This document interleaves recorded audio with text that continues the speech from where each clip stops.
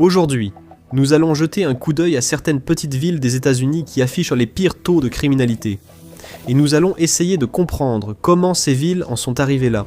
Quand on pense à la criminalité, la plupart des gens imaginent des villes bondées, remplies de ruelles sombres et dangereuses, où rôdent des agresseurs armés de couteaux, ou d'autres inconnus aux intentions malveillantes. Vous pourriez être surpris d'apprendre que de petites villes sont aussi dangereuses. On croit souvent que les petites villes où tout le monde se connaît sont sûres et paisibles. Cependant, la criminalité ne se limite pas aux frontières des villes, et malheureusement, le fait que les gens se connaissent n'empêche pas qu'ils se fassent du mal. Au fin de cette vidéo, nous définissons une petite ville comme une ville comptant moins de 50 000 habitants. Nous utiliserons également la définition de la criminalité violente selon le FBI qui inclut le meurtre et l'homicide volontaire, le viol, le vol avec violence et l'agression aggravée. Et leur définition de la criminalité contre les biens, couvrant le cambriolage, le larcin, le vol de véhicules à moteur et l'incendie criminel. Donc lorsque nous utilisons ces termes, c'est à cela que nous faisons référence. Nous avons plus de 30 villes sur notre liste, en commençant par une ville née du Far West. L'ancienne ville minière de Globe, en Arizona, fondée en 1876 et nichée entre les montagnes. En ce qui concerne le paysage, c'est plutôt joli, mais le taux de criminalité violente est de 18,3 pour 1000 habitants. Avec une population de seulement 7249 habitants, ce n'est pas négligeable. En mai 2023, une fusillade a éclaté entre les Marshalls américains et un suspect de vol à main armée à Globe, au cours de laquelle le suspect a tiré sur les agents avant de se retrancher dans une maison. Il aurait commis ce vol à main armée à proximité en mars, tirant et tuant une personne à l'intérieur d'un commerce à Mesa. Globe affiche également un taux de criminalité contre les biens d'environ 60 et 11,7 pour 1000 habitants, bien supérieur à la moyenne nationale de 19,3. Mais ce n'est rien à côté de la ville suivante. Darlington, une ville de 6092 habitants, possède de nombreux aspects charmants que l'on associe généralement aux petites villes. Découvrez des bâtiments historiques et des festivals locaux pittoresques, comme le festival de la patate douce. Cependant, avec un taux de criminalité contre les biens de 85,8 pour 1000 habitants, vos biens ne sont peut-être pas aussi en sécurité que vous le pensez. Osceola, une ville de 6779 habitants, attire beaucoup d'attention grâce à son festival annuel Heritage Music Fest, une célébration de la musique blues et des musiciens qui sont nés et ont grandi dans la ville.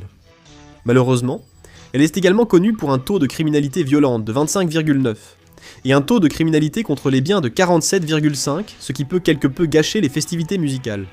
Marksville, en Louisiane, est située près de la frontière entre la Louisiane et le Mississippi. Au Marksville State Prehistoric Park and Museum, les visiteurs peuvent découvrir des villages amérindiens qui remontent à plus de 3000 ans. Il y a d'autres attractions en ville, notamment la Spring Bayou State Wildlife Management Area. Cependant, c'est peut-être le genre d'endroit que l'on visite sans y déménager, avec un taux de criminalité violente de 22,2 et un taux de criminalité contre les biens de 62, malgré une population de seulement 4946 habitants. Alors, peut-être que les choses seraient plus sûres dans une ville plus grande. Selon la ville, nous vous déconseillons fortement de vous réfugier dans la ville suivante pour vous mettre en sécurité. Pine Bluff, Arkansas-Compte, 39 670 habitants et un taux de criminalité violente de 20,6 pour 1000 personnes. En août 2023, le 18e homicide de l'année, à Pine Bluff, a eu lieu juste après, 1h du matin, un lundi matin. Alors que la police répondait à un appel signalant des coups de feu, une autre personne a signalé avoir été blessée par balle. À leur arrivée, les agents ont découvert un homme blessé, rapidement transporté à l'hôpital. Ils ont trouvé une deuxième victime sur le parking d'un immeuble voisin, qui ne réagissait pas et a été déclarée morte sur place. Avec une population de 21 495 habitants, Gallup a un taux de criminalité violente de 17,35 pour 1000 personnes et un taux de criminalité contre les biens de 44,29. Sur une période d'1 an, il y a eu près de 350 crimes violents à Selma, Alabama. La ville compte environ 19 300 habitants et environ 18 crimes violents pour 1000 personnes. Selon le FBI Robstown, Texas a connu 202 crimes violents sur une période d'1 an. Bien que la population ne soit que d'environ 11 500 habitants, il y a environ 17,4 crimes violents pour 1000 habitants à Robstown. Emeryville, Californie, est une petite ville de la région de la baie de San Francisco, avec une population de 12 870 habitants, et un taux de criminalité violente de 13,4 pas trop mal, tout bien considéré. Cependant, le taux de criminalité contre les biens est de 211,9, l'un des plus élevés de tout le pays. À Emeryville, vous avez environ une chance sur 5 d'être victime d'un crime contre les biens. Donc, si vous êtes de passage, gardez un œil particulièrement attentif sur vos objets de valeur. Mais dans certaines villes, l'activisme peut parfois finir en tragédie, comme nous le verrons dans la prochaine ville. Benton Harbor compte près de 10 000 habitants, et, avec 179 crimes violents en une année, affiche un taux de criminalité violente de 17,9 pour 1000 personnes. Un exemple récent de crime violent à Benton s'est produit en juin 2023, juste après la marche annuelle pour la paix de la ville, au cours de laquelle des élèves du lycée Benton Harbor ont mené une campagne contre la violence liée aux armes à feu. Un garçon de 18 ans a été tué lors d'une fusillade, son corps retrouvé dans une ruelle. Un événement tragique, rappelant la crise de la violence armée en Amérique. Muskegon Heights, avec une population de 10 800 habitants, a un taux de criminalité violente de 18,3 pour 1000 habitants. Espanola, au Nouveau-Mexique, compte environ 10 000 habitants et avec 268 crimes violents commis en une année, affiche un taux de criminalité violente d'environ 26,8 pour 1000 personnes. Espanola a un taux de criminalité supérieur de plus de 150% à celui du reste de l'État. En janvier 2023, le maire d'Espanola, John Ramon Vigil, a exprimé son inquiétude face à l'augmentation de la criminalité, décrivant une hausse du trafic de drogue, du vol de catalyseurs et d'autres délits contre les biens. Il a écrit au bureau du gouverneur pour demander un soutien supplémentaire de la police d'État, afin de maîtriser la situation. Le bureau du gouverneur a répondu en disant « L'État évalue toujours les besoins changeants en matière d'effectifs et de répartition des agents, et la NMSP prend en compte la demande du maire. » Lake City compte environ 12 497 habitants et un taux de criminalité violente de 15,92 pour 1000 habitants. Le taux de criminalité contre les biens est de 51,85. Situé près d'Atlanta, College Park affiche un taux de criminalité violente de 18,9 et une population de 14 700 habitants. Il n'y a pas grand-chose qui distingue Hartsville des autres petites villes de Caroline du Sud, à part un taux de criminalité contre les biens de 88,8 pour 1000 habitants. Mais notre prochaine ville a montré qu'elle pouvait se différencier des autres, mais pas de la manière positive que l'on pourrait espérer. Opelika compte 16 800 habitants et un taux de criminalité violente de 22,2. En février 2023, à 3h du matin. Une nuit, un garçon de 19 ans jouait avec une arme à feu lorsqu'elle est partie par accident, tuant sa sœur de 14 ans. Après le coup de feu, il a couru chez les voisins pour demander de l'aide. Un voisin policier hors service a raccompagné le jeune homme jusqu'à la maison. À l'arrivée des secours, la jeune fille était déjà décédée. Il a été arrêté et inculpé de meurtre au second degré. Dans ce cas tragique, la policière hors service a fait son devoir et a essayé d'aider au mieux. Cependant, cela n'a pas toujours été le cas à Opelika. En 2011, le Miami News Times a rapporté une affaire importante de corruption policière dans cette ville perpétuellement troublée. Des notes de service de la ville, obtenues par le journal et confirmées par le directeur municipal. Des agents ont signalé que des policiers d'Opelika avaient eu des relations sexuelles avec des délinquants sous leur garde, au lieu de suivre les procédures judiciaires. Des biens volés depuis leur poste de police ont ordonné à des agents de rang inférieur de relâcher des suspects et de détruire des rapports en violation de la loi de l'État, transporter de l'alcool dans des véhicules de police pour le consommer lors de fêtes privées et jouer avec des tasers en service. La section des commentaires du rapport comprenait la phrase « Le département est fondé sur la tromperie ». La corruption a persisté au-delà de 2011 et s'est poursuivie au moins jusqu'en 2020 lorsque des critiques ont réclamé une refonte complète du département. Dillon ne compte que 6600 habitants et un taux de criminalité violente de 19,1. La deuxième ville nommée Lake City de cette liste, cette ville de 6800 habitants, affiche un taux de criminalité violente d'environ 18,8 pour 1000 personnes. Lumberton compte environ 21 700 habitants et, avec 393 crimes violents signalés en une seule année, affiche un taux de criminalité violente de 18,1 pour 1000 personnes.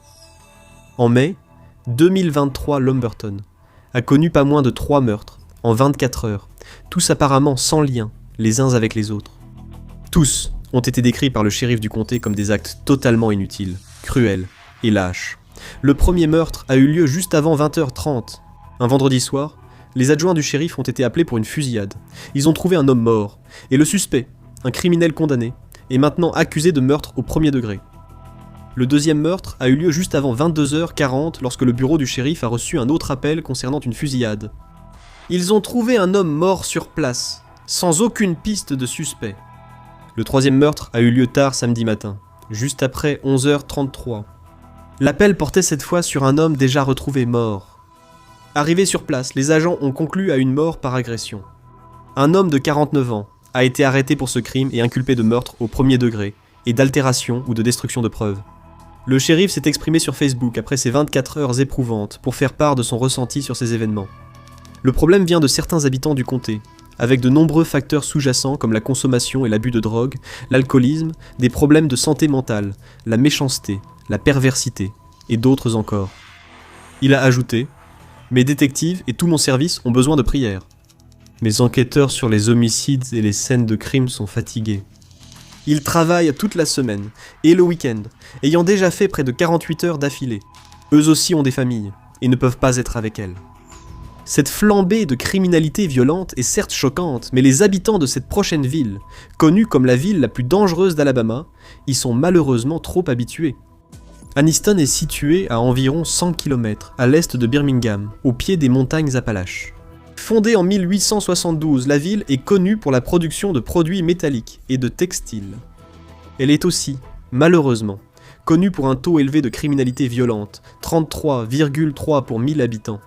En 2019, 247 Wall Street a surnommé Anniston la ville la plus dangereuse de l'Alabama. Cela est lié à la pauvreté dans la ville, car 20% des habitants vivent sous le seuil de pauvreté.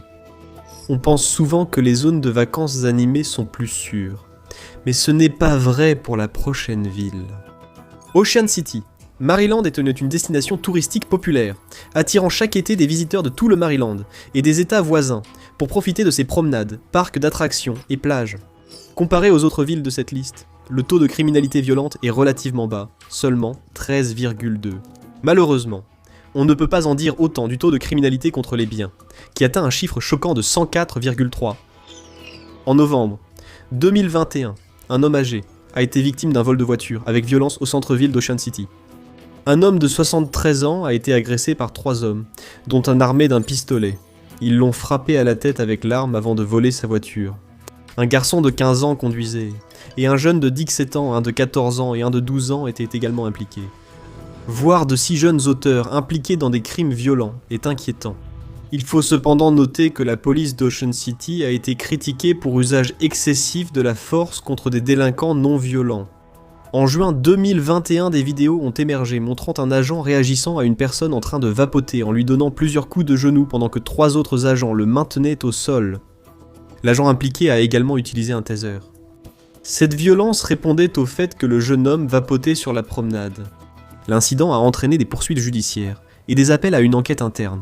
Puis, 2 ans plus tard, en juillet 2023, cela s'est reproduit. Un homme de 34 ans a été arrêté pour avoir vapoté sur la promenade, et après avoir été maîtrisé au sol, lui et plusieurs témoins ont rapporté qu'un des policiers impliqués avait commencé à lui donner des coups de poing. La police a déclaré qu'il avait volontairement vapoté après avoir reçu l'ordre d'arrêter, sans expliquer le coup de poing visible à l'écran. Avec toutes ces discussions sur la criminalité et la violence dans les petites villes, il est important de reconnaître que ce ne sont pas toujours les criminels qui perpètrent la violence. Cette ville de l'Illinois compte environ 27 000 habitants, ce qui en fait l'une des plus grandes petites villes de cette liste. En une année, le FBI a recensé 757 crimes violents et un taux de criminalité violente d'environ 28,3. Alexandra, en Louisiane, atteint tout juste le seuil d'une petite ville avec une population de 48 000 habitants. Pour 1000 personnes, elle affiche un taux de criminalité de 18,4. La ville de West Memphis compte un peu moins de 25 000 habitants et un taux de criminalité violente de 18,5 pour 1000 personnes nées. En janvier 2023, la découverte du corps d'une femme du coin à l'intérieur d'une voiture en feu dans un fossé, 8 ans après avoir survécu à un violent carjacking, a relancé le débat sur la question de la criminalité à West Memphis. Moins de 2 semaines avant cet incident, un adolescent a été touché par plusieurs balles devant un complexe d'appartements. Cependant, il convient de mentionner que la criminalité à West Memphis est en baisse depuis plusieurs années.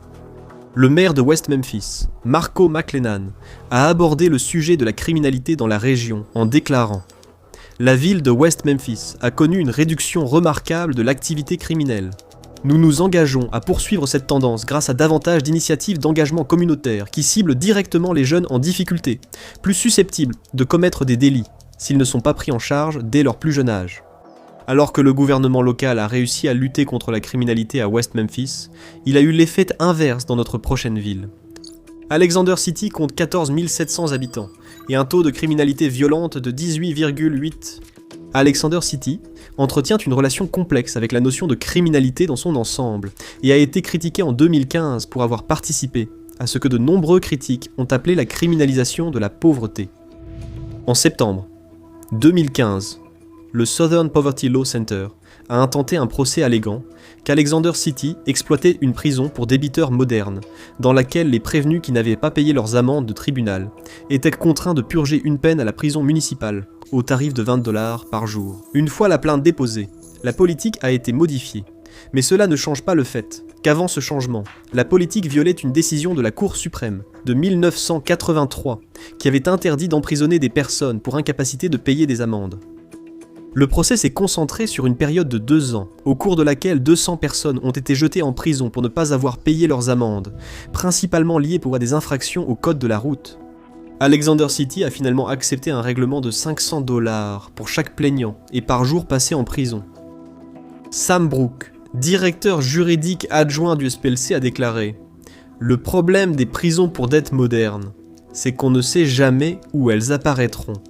Elles existent là où les juridictions locales sont peu surveillées, seule manière pour une prison pour dette moderne de prospérer. Cela n'arrive qu'avec des personnes qui, autrement, ne sont pas tenues responsables et auxquelles personne ne prête attention.